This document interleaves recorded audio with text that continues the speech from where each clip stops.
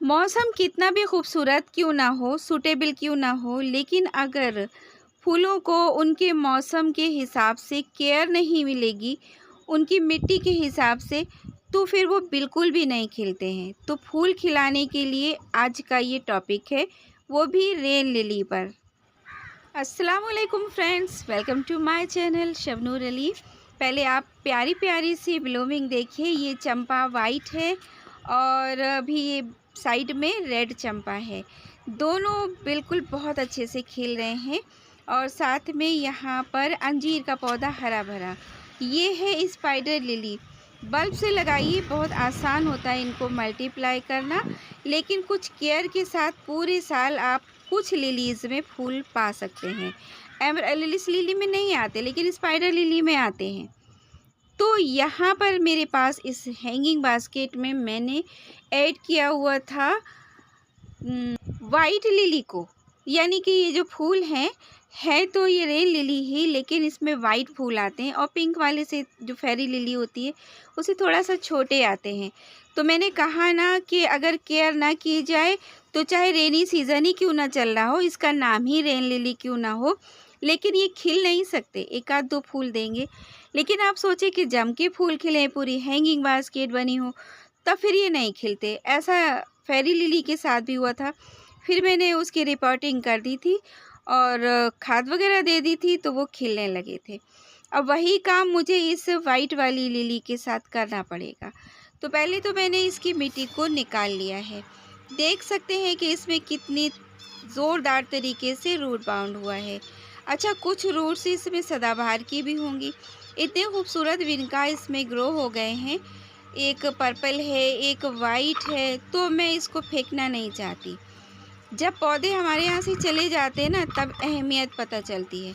इसलिए कोई पौधा फेंकने से पहले उसको कहीं ना कहीं कबाड़ से जुगाड़ करके लगा दीजिए, ताकि आपका पौधा रेडी रहे।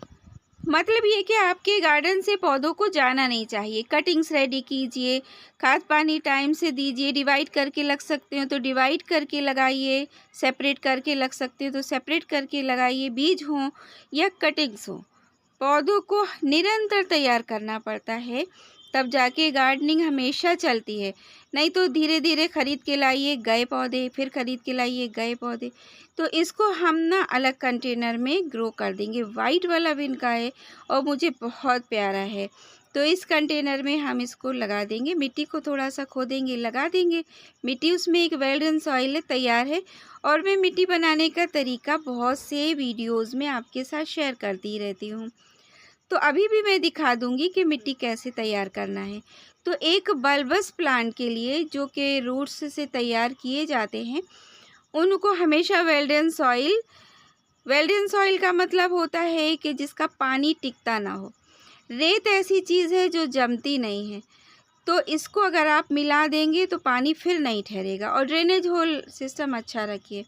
लीजिए, बंद हो गया, हैंग करने लगा, तो मेरी वीडियो तो बन नहीं पाई थी। तो फिर मैंने देखिए रिवर्स एंड धान की भूसी और मिट्टी और राख, इनको मिलाकर तैयार किया और फिर रूट को प्रून किया। और उसके बाद हैंगिंग बास्केट में मैं लगा ही रही थी कि बारिश होने लगी, काम यहाँ पर भी अटक गया। फिर मैंने सोचा कि मैं काम को तो नहीं रुकने दूँगी अपने, तो मैंने रिपोर्टिंग कर दी और फिर उसके बाद ही इसको ट्रिम कर दिया, इसकी घास को। ये देख रहे हैं ना, तो इसकी घास बिना वजह एनर्जी लेती। इसी चक्कर में जल्दी में बास्केट की टूट भी गई प्लास्टिक।